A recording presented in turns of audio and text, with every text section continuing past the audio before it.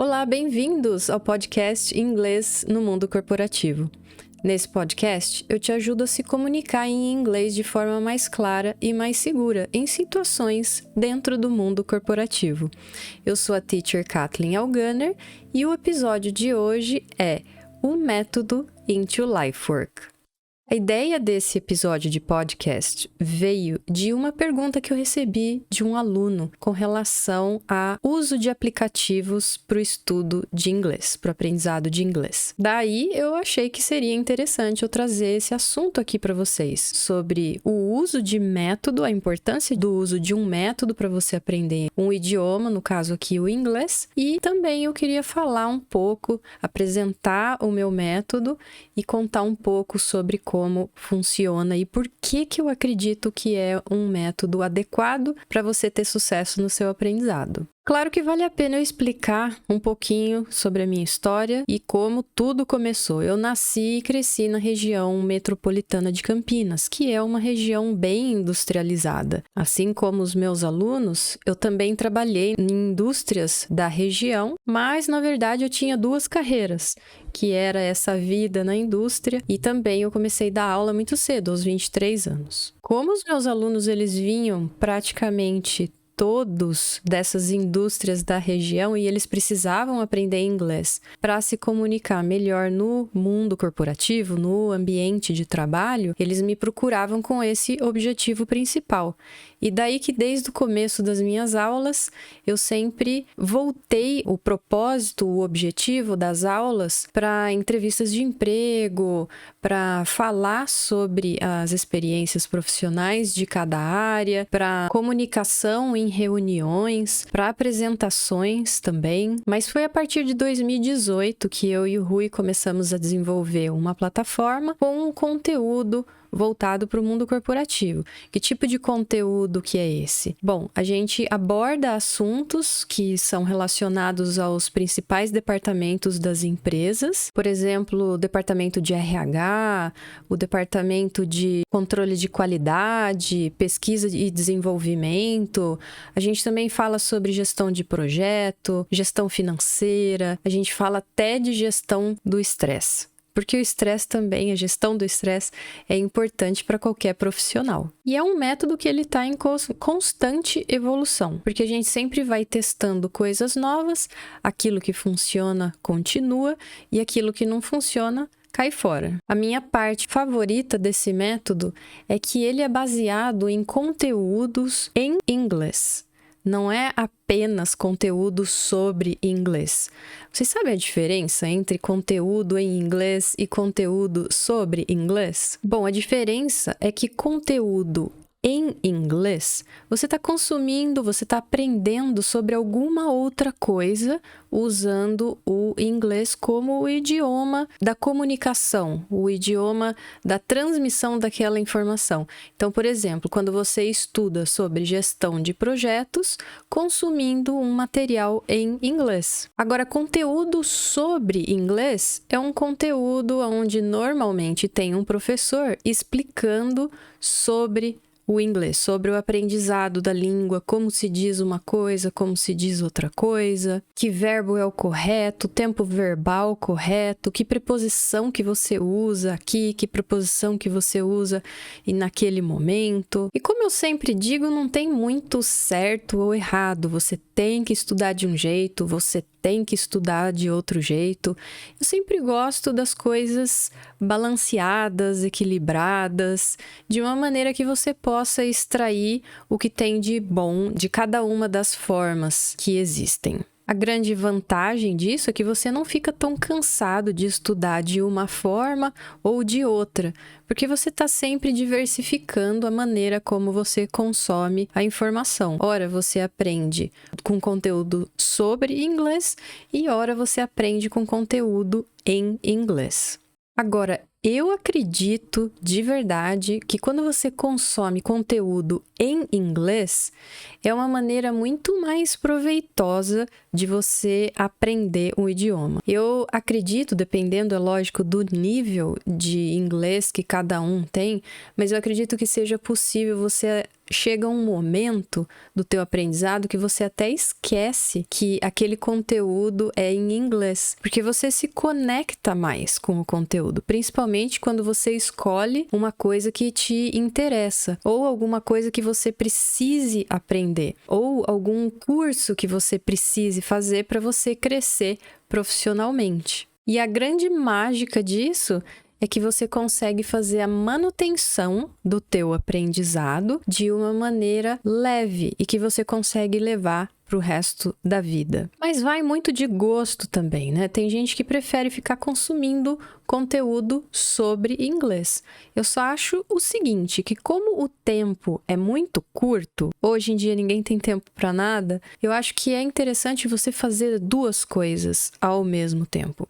Então, ao invés de você ficar exclusivamente, mesmo que você goste, né? Você consome um pouco de conteúdo sobre inglês, mas você reserva também um tempo para você consumir conteúdo em inglês, porque você consegue aproveitar bem o seu tempo. Você está aprendendo duas coisas em uma. Já ouvi dizer, por exemplo, que existem pessoas que se sentem meio cansadas quando consomem conteúdo em inglês, porque a pessoa quer entender o que está sendo falado, mas acaba sendo meio que bloqueado. É como se tivessem alguns obstáculos, né, com o idioma, e duas coisas ao mesmo tempo acaba ficando pesado, né, para a pessoa. Mas é sempre muito importante lembrar que isso é um momento, que isso é uma fase. É como se você estivesse ali passando pela arrebentação de ondas para você, que é a fase mais difícil, para depois você pegar uma maré mais calma ali na frente. E, infelizmente, eu vejo que é um comportamento comum das pessoas não consumirem conteúdo em inglês. Apenas conteúdo sobre inglês. Quando você não consome conteúdo em inglês, o que acontece? Você fica muito dependente no aprendizado. Você fica dependente de um professor, você fica dependente de um material, de uma metodologia específica. Eu acredito também que seja um pouco mais difícil do aluno, do estudante de inglês, criar uma conexão com aquilo que está sendo estudado, né? Porque se você consome apenas conteúdo em inglês, você fica com aquela sensação que você está ali estudando o tempo todo uma língua e não necessariamente aprendendo conteúdo que tenha conexão com a sua realidade, com a sua vida pessoal, com a sua vida profissional. E essa falta de conexão, eu acredito também que gere maior probabilidade de você esquecer aquilo que você está estudando. Gera também um certo desânimo, né? A pessoa estuda e para, estuda e para. E fica aquela sensação, eu preciso estudar inglês, eu preciso estudar inglês, eu preciso estudar inglês. Quando, na verdade, o inglês é um idioma, é um meio de comunicação. Então, você consegue gerar conexão com outros assuntos e usar o inglês. Essa conexão é justamente o que vai fazer com que você memorize as coisas com mais facilidade. A maior prova disso é quem mora fora. Um brasileiro que mora nos Estados Unidos, por exemplo, por 1 ano, esse brasileiro, ele tem, lógico, se a pessoa não ficar ali convivendo apenas com brasileiros e não ficar só falando português, mas se a pessoa tiver uma exposição à língua inglesa, uma exposição adequada, a pessoa vai aprender muito mais rápido. Eu acredito que é a forma mais rápida de aprender, você morando fora. Mas por que será isso? Pensa comigo. Será que é porque a pessoa fica apenas consumindo conteúdo sobre inglês? Não. Quando você mora fora, você consome conteúdo em inglês sobre os mais diversos assuntos. O legal disso também é que você fica exposto a uma riqueza incrível de vocabulário.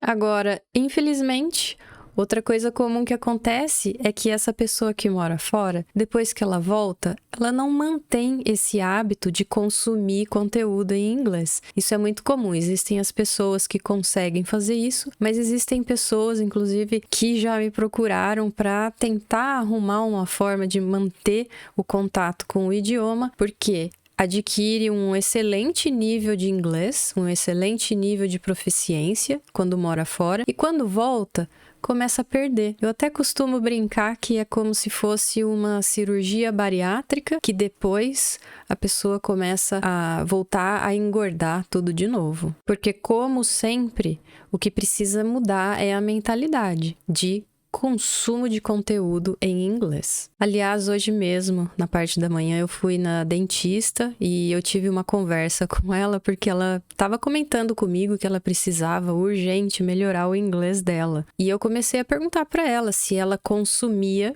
conteúdo em inglês. E ela me disse que ela consumia, mas era somente através da leitura de artigo científico, mas ela não se comunicava com ninguém. Aí eu expliquei para ela que dá pra gente usar, né, os próprios artigos pra gente ouvir aquelas frases mais importantes, por exemplo, ela seleciona algumas frases daquele artigo e ela ouve, né? Se você usa, por exemplo, um tradutor, algum leitor das frases, ela consegue treinar a pronúncia e repetir em voz alta, porque ela está ouvindo a pronúncia das frases e ela repete. Aí a gente acabou mudando de assunto e, de repente, ela começou a falar de uns cursos que ela estava fazendo na área de medicina integrativa e tal, que questão de suplementação, que ela estava achando muito interessante. Aí eu comentei com ela se ela já tinha pensado em fazer um curso nessa área em inglês. Porque eu sei que tem bastante, né? E ela comentou comigo, eu não tinha pensado nisso. De repente, é interessante eu fazer isso mesmo, porque ela faz duas coisas ao mesmo tempo. Vocês entenderam a diferença? Então, ao invés da gente ficar só estudando inglês por sei lá, vamos colocar meia hora. Você ficou meia hora ali estudando inglês. Aí depois você fica mais meia hora estudando sobre um assunto que você precisa aprender para você se tornar um profissional mais informado, mais atualizado. Por que não unir essas duas coisas, né? Você se tornar um profissional mais atualizado e fazer isso em inglês. Você percebe que você está usando o mesmo tempo ali para fazer essas duas coisas? Tudo bem, eu sei que no começo vai ser difícil, né? Porque são duas coisas em uma. Mas com o tempo você vai dominando isso. E é muito mais rápido você dominar essa arte de consumir conteúdo em inglês do que você ficar primeiro estudando uma coisa e depois estudando a outra coisa separado. Você vai avançar mais, lógico, na tua área, na tua profissão, se você consumir em português, mas você vai deixar de aprender o inglês. E para o futuro, a gente sempre tem que pensar assim, o que eu quero para o meu futuro? Eu quero ser capaz de consumir um conteúdo em inglês sem grandes problemas. Adivinha o que você precisa começar a fazer ontem? Consumir conteúdo em inglês. De novo, vai ser mais difícil, vai ser mais complicado porque é o começo. Mas se você nunca fizer isso, você nunca vai chegar nesse objetivo que você tem. Daí, normalmente, o pessoal pergunta para mim, tá, mas por onde eu devo começar se o meu nível ainda não é tão adequado para eu consumir apenas conteúdo em inglês? Mais uma vez, a minha resposta é: a gente precisa diversificar. E o que eu quero dizer com isso? Diversificar. Eu quero dizer que você precisa consumir um conteúdo que você se sinta confortável, que seja mais voltado para o seu nível, mas que você também precisa consumir conteúdo que você se sinta desconfortável, um conteúdo mais difícil, um conteúdo mais parrudo, para você ir diversificando. Conforto, desconforto.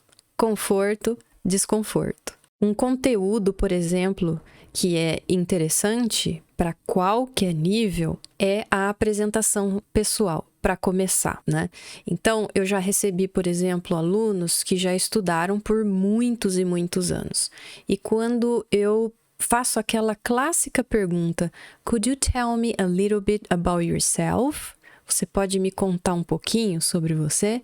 Aí a pessoa trava. Por que isso acontece? Acontece por falta de treino. Normalmente, os estudantes de inglês não têm muito contato com essa fala sobre você com essa pergunta, né? Me conta sobre você. E vamos combinar que essa pergunta já é difícil em português, né? Então a gente fica sem saber. Aliás, uma aluna me contou uma vez que ela, por causa dela ter treinado essa resposta para o inglês, ela precisou se apresentar em português e isso acabou ficando mais fácil também. Essa é a minha forma favorita da gente começar estudando, porque isso gera muito, é um conteúdo que gera muita conexão com você, porque você está falando sobre você. Imagina, falar sobre você, quem você é. Você fala onde você trabalha, o que você faz, quais são as suas atividades. Isso tudo no presente. Aí daqui a pouco você fala sobre o teu passado, os lugares onde você morou, os lugares onde você trabalhou, as coisas que você fazia nesses trabalhos anteriores, as atividades que você desempenhava, as coisas que você gostava, as coisas que você não gostava ou gosta. Enfim, você pode falar sobre o seu futuro, as coisas que você gostaria de fazer no seu trabalho, né, na sua vida profissional. Se você quer mudar de carreira, se você quer ter uma carreira dupla, aí você pode falar também sobre a sua família. Você fala sobre o seu marido, ou a sua esposa, namorado, namorada. Você pode falar sobre os seus pais, sobre qualquer membro da sua família. Quem tiver filho, fala dos filhos. É muito rico e é um conteúdo que gera muita conexão. Pensando nisso, eu gosto muito mesmo de trabalhar com encontros de alunos onde eles têm a oportunidade de falar sobre eles. É um treino também, acaba no final das contas sendo um treino para você aprender a falar em público, para você aprender a controlar as suas emoções para falar em público. E, gente, vocês não têm ideia do quanto isso acelera o processo de aprendizagem. É incrível o tempo que você ganha quando você se expõe para você falar com outras pessoas sobre você. Como você precisa se preparar para um evento desses, você acaba memorizando muito vocabulário, porque você vai estudar com frases prontas, né? Eu tenho um material que já tem perguntas e respostas ali, tudo mais ou menos prontinho, mastigadinho, que é justamente para o aluno se sentir mais seguro, ter mais ideias e ter mais segurança na qualidade das frases que está sendo transmitida. E o resultado disso é incrível, né? Porque a pessoa realmente acaba se sentindo preparada para participar de uma entrevista de emprego. Porque adivinha o que você vai precisar falar, sobre o que você vai precisar falar em uma entrevista de emprego. Você precisa falar sobre você, né? Você não vai falar sobre sei lá quem.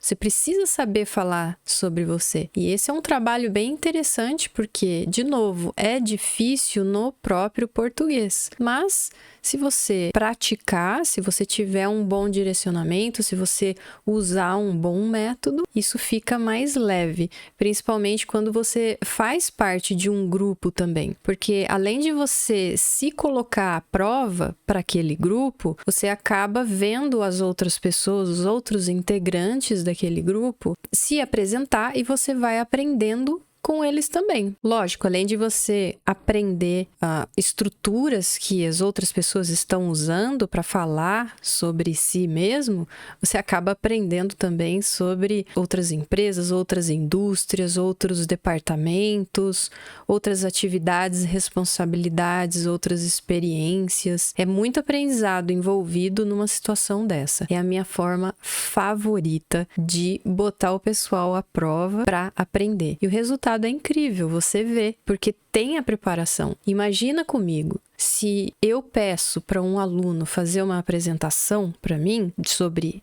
ele mesmo, quem ele é, o que ele faz, as experiências que teve, que tem, vai ser totalmente diferente a preparação que essa pessoa vai fazer para mim do que uma apresentação, a preparação para apresentar para um grupo de pessoas. A pressão é muito maior. E essa pressão é justamente o que acelera o processo de aprendizagem, porque por causa da pressão, você se prepara melhor. E o que conta mais não é a apresentação em si. O que conta é esse tempo de preparação, o tempo de dedicação para você fazer uma boa apresentação. Sinceramente, eu acho que não existe nada que substitua esse processo de aprendizagem. Eu acho que é o mais eficiente, porque é o mais rápido, né? Agora pensa comigo. Quando você está falando sobre você, sobre as coisas que você faz, sobre as coisas que você já fez, quando você está falando sobre alguém, quando você está falando sobre uma viagem, você concorda comigo que você está sempre explicando alguma coisa? Isso é interessante demais porque quando eu comecei a dar aula, eu tive esse insight, eu tive essa noção, essa ideia de que eu precisava aperfeiçoar a maneira como eu explicava as coisas para os alunos.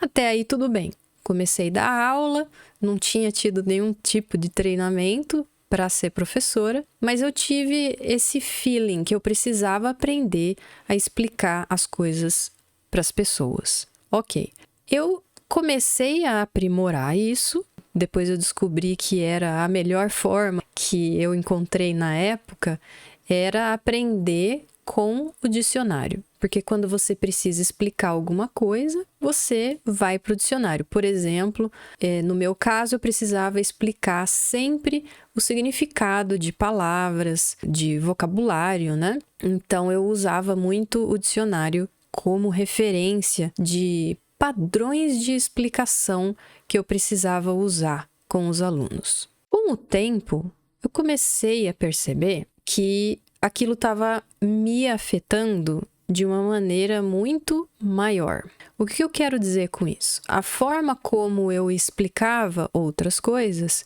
eu estava me sentindo mais segura, mais tranquila para explicar qualquer outro tipo de coisa. É como se eu tivesse uma organização diferente de ideias para conseguir transmitir uma informação. Daí, o que aconteceu foi o seguinte, eu comecei a perceber que quando as outras pessoas estavam falando comigo sobre qualquer assunto, elas também estavam explicando. Então, eu queria que você pensasse comigo. Hoje, por exemplo, você já precisou explicar alguma coisa para alguém? Ou você vai precisar explicar alguma coisa para alguém? Ou alguém já explicou alguma coisa para você?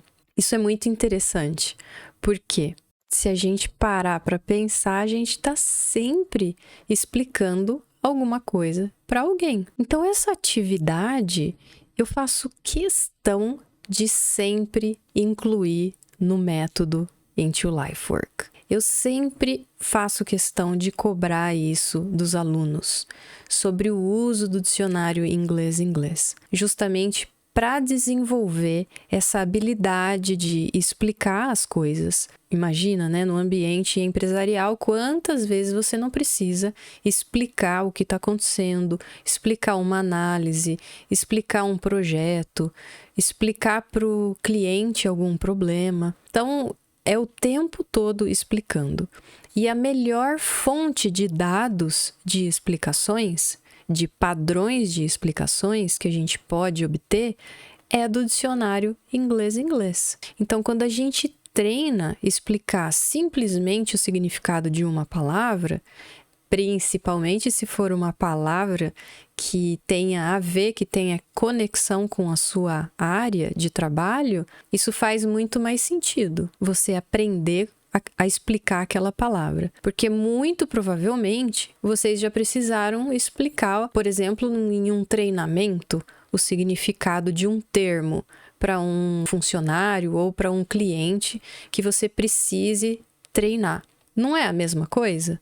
Você precisa explicar, por exemplo, o cliente pergunta, mas o que significa esse termo aqui nesse, sei lá, tô aqui viajando, né, nesse software. E aí você explica, isso daqui significa tal coisa. Então, quando a gente tem um contato mais próximo, um contato mais íntimo com dicionários, a gente acaba desenvolvendo essa habilidade naturalmente. É um negócio que você não precisa fazer de forma consciente. O teu subconsciente, ele já começa a absorver todas aquelas estruturas comuns que são usadas para explicações. Porque se você se aproxima do dicionário inglês-inglês, é justamente isso que você vai ver. Você vai ver que existem estruturas que são muito parecidas uma com a outra, né? Então, a construção daquelas frases usadas na explicação de alguma coisa, elas têm um certo padrão.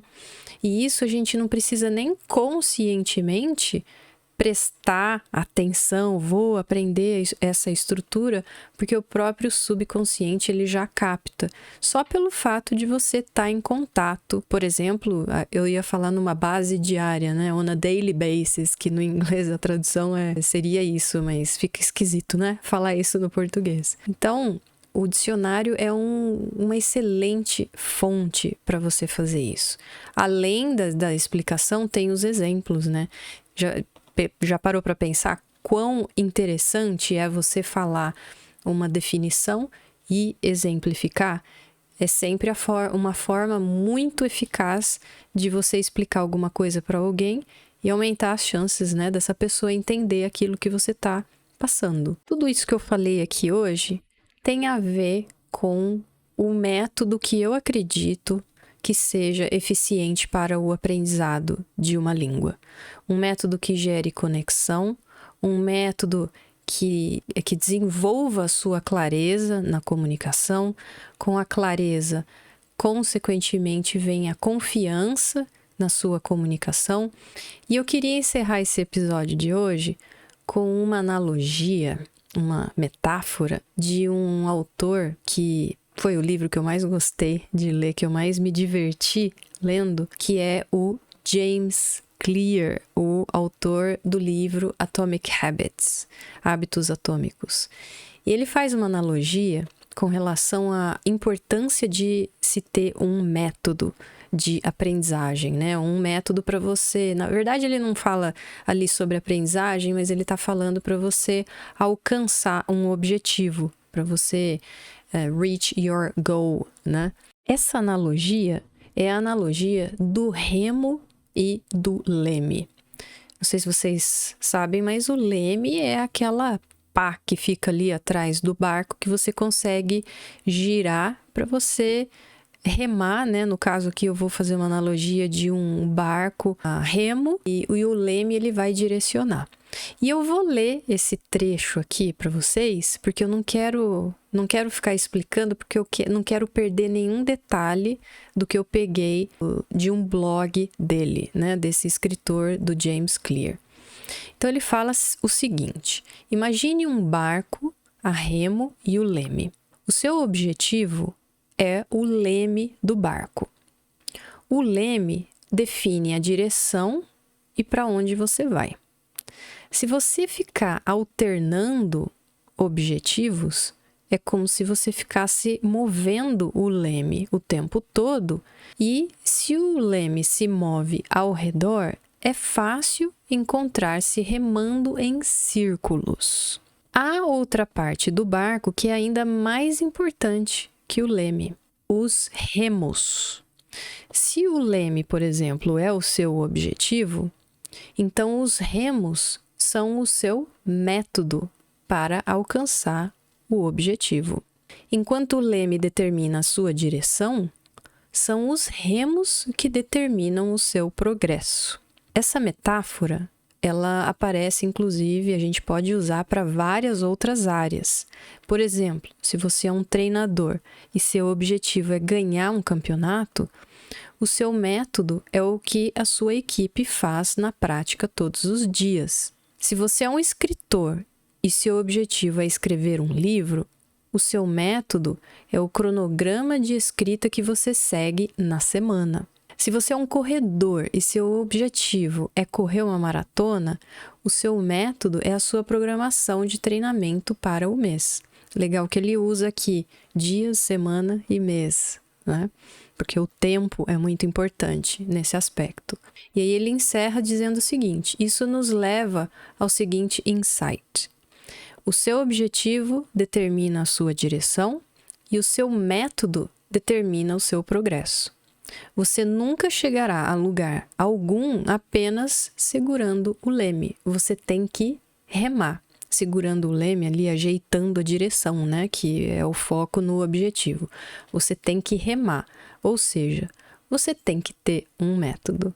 Então é isso, pessoal. Era essa mensagem que eu queria passar para vocês sobre a importância de vocês terem um método, de vocês terem conexão com esse método. E eu espero que vocês tenham gostado e que vocês possam fazer progresso com esse episódio de hoje. É isso. Muito obrigada e a gente se vê no próximo episódio, ou se ouve no próximo episódio. Um beijo. Tchau.